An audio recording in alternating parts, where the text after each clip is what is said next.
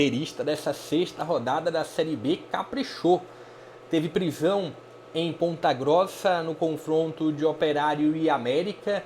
Temos um novo líder no apagar das luzes do Vila Nova, consegue superar o Atlético em Belo Horizonte. Tivemos a primeira vitória do Volta Redonda na competição, onde o grande personagem não foi nenhum jogador. Vou falar um pouco sobre isso na sequência do vídeo. E também tivemos duas vítimas, 2 treinadores foram demitidos com essa sexta rodada, Zé Ricardo e Barbieri. Vamos falar um pouco sobre o que aconteceu em cada jogo, destaques da rodada na sequência do vídeo. Antes, vou pedir um pouco da sua opinião também, o que mais te surpreendeu, o que te agradou, o que te decepcionou nessa sexta rodada da Série B.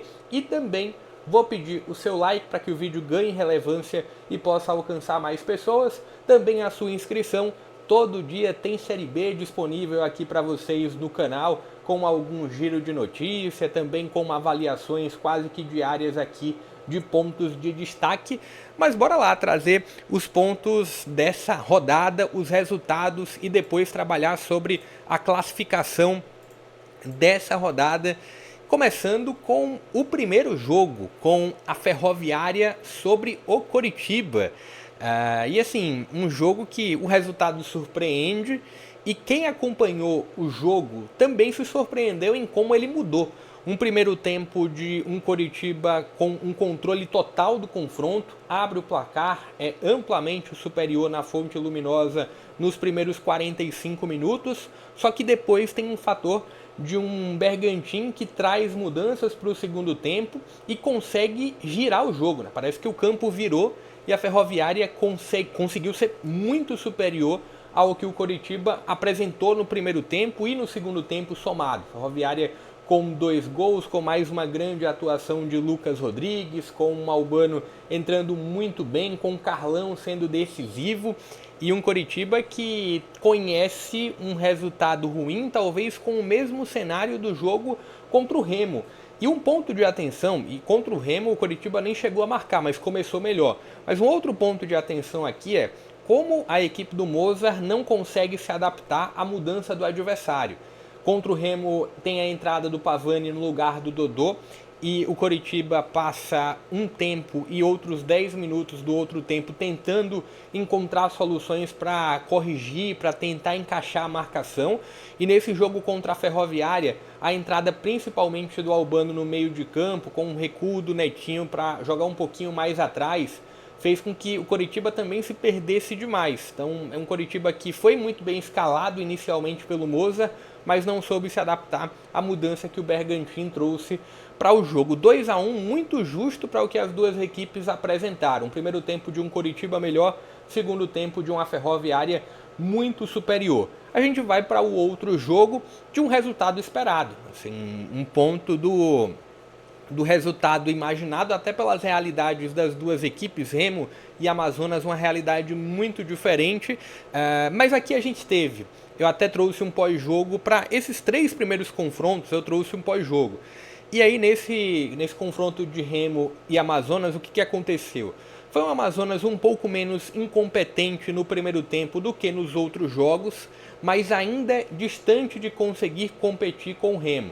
Acho que a única jogada em que de fato o Amazonas leva algum perigo no primeiro tempo foi com o Jackson a partir de uma bola parada, de um escanteio. O Remo consegue ter um controle interessante do jogo de uma forma geral, tem mais uma grande atuação de Jaderson, tem uma grande atuação de Janderson. Acho que esses são os 2 bons destaques do Remo, que no segundo tempo teve a estreia do Regis, que marcou, mas teve o gol bem anulado por conta de um impedimento interpretativo, mas terminou sendo um impedimento. E assim, acho que o resultado ele traduz o que foi o jogo, mas o placar talvez poderia ter sido um pouco mais elástico, um 2-0. O Remo demorou a matar um pouco a partida, terminou ficando no 1-0 mesmo. O outro jogo foi do Volta Redonda contra o Paysandu. Eu falei na abertura do vídeo que teve um destaque além do campo, que foi a invasão de um cachorrinho. E foi o melhor momento do primeiro tempo. Sim, e eu não estou trazendo aqui como brincadeira não, tá? O melhor momento do primeiro tempo foi a invasão do cachorro em campo. Primeiro tempo muito nivelado por baixo. Um primeiro tempo que mostra ou mostrou o porquê que as duas equipes estão onde estão na tabela. Muito fraco tecnicamente. O segundo tempo cresceu. O segundo tempo apresentou alguma evolução em tom de equilíbrio, mas se alguém teria que sair como vencedor do confronto, esse alguém teria que ser realmente o Volta Redonda, que buscou um pouco mais. Tem o fator do outro lado do Paysandu que, como eu venho colocando nas rodadas anteriores, e já falaram que eu estou passando pano, mas é um calendário muito inchado que vem o Paysandu e talvez esse ponto tenha tido ali uma queda de intensidade, mas tecnicamente não justifica, tá? Tecnicamente não justifica, foi um Paysandu bem abaixo, que contou ali com algumas baixas, não teve o nome do Rossi entre os jogadores disponíveis. Agora não dá assim, por mais que o Nicolas não esteja bem, não dá para a gente entender que Benítez é melhor do que o Nicolas em qualquer cenário. Não tem como o Nicolas ser reserva para o Benítez. 1-0, justo pelo fator de quem buscou mais, mas o jogo bem nivelado por baixo. O outro confronto, e aqui, como eu sou bem claro aqui com vocês, esse jogo eu não pude acompanhar como eu gostaria, eu não pude acompanhar inteiro. O que eu faço aqui? Alguns dos jogos eu vejo ao vivo, outros jogos tem gravado no Disney Plus, então eu consigo trazer uma avaliação detalhada para vocês sobre grande parte da rodada. Depois da rodada, depois dessa avaliação, eu vou assistir os jogos que eu não consegui ver. Então esse jogo aqui eu vou deixar para uma avaliação depois, mas o que dá para pontuar? Quebra uma sequência de negativa que vinha o Atlético Goianiense, dá um respiro, dá um ponto de um oxigênio para o trabalho do Tencate, contra um Novo Horizontino que vinha de um jogo do meio de semana na Copa do Brasil. Então é bom pontuar isso. Paysandu jogou no meio de semana na Copa do Brasil, o próprio Novo Horizontino também, mas quebra essa sequência ruim. Pelo que vi, teve um jogador a menos, o Atlético Goianiense, em parte do confronto. Se vocês viram, pode colocar aqui, sempre é válido demais quando vocês agregam nos comentários. O outro jogo, com um jogador a menos, esse eu não vi ao vivo, mas vi 100% dele gravado, foi o Atlético Paranaense e Botafogo, que teve como ponto de final de ciclo do Barbieri. E um jogo que, assim, foi muito afetado pela expulsão. Com 4 minutos de jogo tem a expulsão do Abraão, né, um dos defensores do Atlético, por um toque de braço, era o último defensor. E aí vai muito da interpretação, né? Porque assim, por mais que ele fosse o último homem, a regra diz condição clara de gol. O que é condição clara de gol? O jogador do Botafogo ele ainda teria que dominar a bola, não sei se foi o Alexandre Jesus, posso estar enganado, mas ele ainda teria que dominar a bola, ajustar o corpo e finalizar. Não sei se dá para a gente classificar como uma condição claríssima de gol para a expulsão do jogador do Atlético. Mas também não dá para a gente contestar tanto assim, era um lance de interpretação. Tem essa expulsão, logo depois dessa expulsão, o Atlético vai lá e consegue abrir o placar. E assim, não é passando pano pro Barbieri, tá? Acho que ele até demorou para cair. Mas quando você olha para os 2 gols do Botafogo no primeiro tempo, foram claros gols de falhas individuais ou falhas de atenção coletiva, não de um sistema de organização do Atlético. Então o Botafogo consegue fazer os 2 gols e vira no primeiro tempo, e no segundo tempo sim, aí a gente dá para cravar como uma absoluta desorganização da equipe do Atlético. Porque assim, a gente tem alguns retratos. Esse jogo do Atlético Goianiense contra o Novo Horizontino talvez seja um deles, depois eu vou assistir. Mas Coritiba e Novo Horizontino no Couto Pereira foi um retrato de o 10 contra 11. Ele não é um sinônimo de derrota. Goiás contra a Amazonas foi um outro exemplo de 10 contra 11, não é um significado de derrota. As equipes elas conseguem ser competitivas, é claro, tem um grau de dificuldade maior. E no segundo tempo, assim, foi uma bagunça enorme do Atlético Paranaense, toma outros 2 gols, o Botafogo sai aplaudido, na verdade joga sendo aplaudido pela torcida do Furacão na Liga Arena. Eu acho que o ponto positivo para a torcida do Atlético foi o final do jogo com a demissão do Barbieri, que já era algo que vinha sendo pedido há um certo tempo. Aqui a gente vai para outros 2 jogos que eu também não pude acompanhar tanto. Mas é de se elogiar o quanto que é positivo o trabalho do Dalpozo. Ele consegue extrair e consegue trazer novidades jogo a jogo, explorar o que tem de melhor no grupo. Acho que eu venho utilizando esse exemplo de forma recorrente, mas o jogo contra o Paysandu, a Chapecoense deu uma aula de como mudar e de como se adaptar ao adversário e ser soberana sobre esse adversário.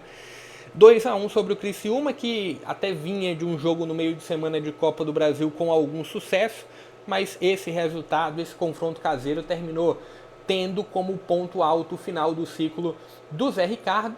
Inclusive já tem um outro vídeo disponível aqui no canal, acredito que está disponível, que fala sobre o novo ou o provável novo substituto do Zé Ricardo. E também vai sair um vídeo, estou tentando postar o vídeo do confronto, do provável novo treinador do Atlético Paranaense para a sequência da temporada. Operário e América também não pude ver tanto assim do jogo, mas foi um jogo destacado pelo caso de polícia. Eu tomo muito cuidado para tratar esse assunto no sentido de vai haver investigação, mas tem a fala da vítima, a fala de Alane, a fala de Jaci também. As câmeras do jogo, de acordo com o árbitro, não foram suficientes para captar a fala do Miguelito. Agora, o que se tem de ponto de observação? Aqui o Operário vence, o América não consegue mais uma vez pontuar fora de casa. E o que se tem de pontuação para fora do jogo? O América pode perder pontos se for punido por conta do ato do Miguelito. Vai ter um julgamento, vai ter uma investigação, todo um processo. E o América pode terminar perdendo pontos caso tenha aí um ato contra do STJD. O outro jogo foi o confronto do Goiás contra o Avaí. Esse daqui, o que dá pra gente trabalhar? O Goiás, inclusive, quase termina a rodada na liderança. O que dá pra gente cravar? O confronto de um reencontro de Jair Ventura contra a equipe do Goiás e com os dois personagens do Goiás, os dois bons personagens do Goiás brilhando. O Lovato, que ganhou a titularidade na lateral esquerda na primeira rodada, durante a primeira rodada, e o Pedrinho, que é um dos jogadores que é muito querido pelo torcedor do Goiás, já foi muito importante na rodada anterior contra o Botafogo, dando assistência para o Anselmo Ramon, e consegue também ser importante com um gol nesse jogo contra o Avaí. Um confronto da prateleira alta, um confronto que, por mais que esteve ali um ponto, deixa eu até dar uma recordada nesse jogo, porque a gente teve também um ponto da expulsão do jogador do Avaí, eu estava lembrando sobre isso.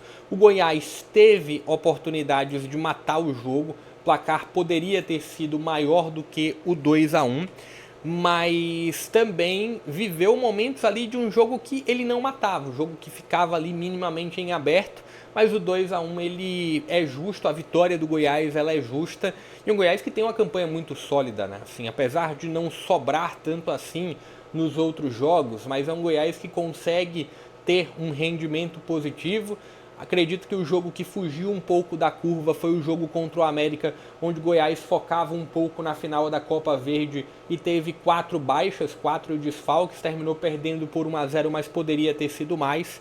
Mas é um Goiás muito sólido na competição. O outro jogo foi nessa terça-feira já, o confronto de CRB contra Cuiabá. Equipes que sonhavam com a liderança, poderiam terminar a rodada no topo.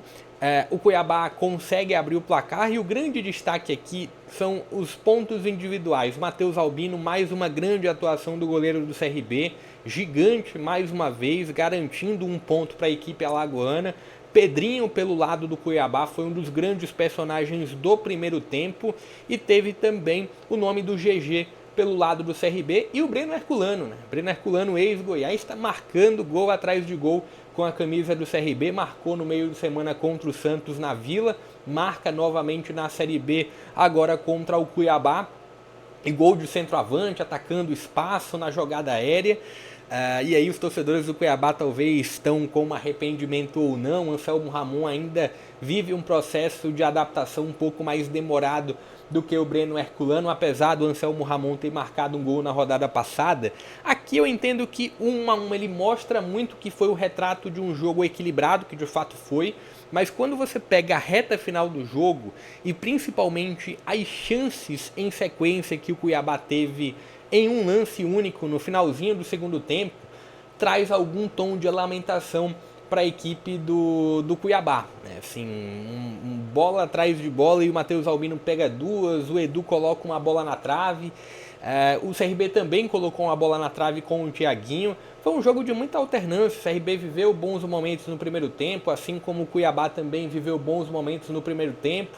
Segundo tempo o CRB começa melhor e o Cuiabá termina tendo uma reta final do segundo tempo um pouco superior. Acredito que o empate ele não é ruim para as duas equipes, apesar de já ser o quarto jogo na temporada que o CRB não vence 3 pela Série B. E para o Cuiabá um empate fora de casa, um ponto somado como visitante. E outro jogo, o último jogo, que não rolou um pós, mas vai rolar um vídeo especial para Atlético e Vila Nova. E assim, quando você bate o olho aqui, você pensa, poxa, deu a lógica, né? O Vila Nova na liderança da competição com esse resultado, jogava contra um Atlético dentro da zona de rebaixamento com apenas uma vitória, mas para quem viu o jogo, o retrato do jogo não é o retrato do placar. Acho que o Atlético poderia minimamente ter somado um ponto, mais uma atuação positiva do Atlético, competitiva do Atlético, assim como foi em grande parte da competição até aqui, mas é mais uma vez em que o Atlético paga pelo erro individual, pelo ponto de uma Série B que não perdoa. O Atlético é derrotado com praticamente o gol no último lance do jogo, com um erro do Fumaça. Uma bola controlada entre os defensores do Atlético gera um contra-ataque e o Vila Nova consegue matar.